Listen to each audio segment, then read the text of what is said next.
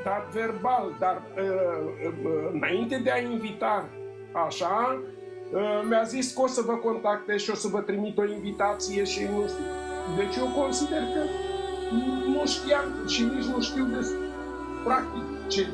Cred că a fost o neînțelegere, practic, că oamenii sunt de calitate. Eu am văzut TikTok-ul, am intrat și eu odată la ei. Da. Adică, de fapt, mi-au trimis, eram live și au intrat la mine în live și au dat un match. Dar sunt onești.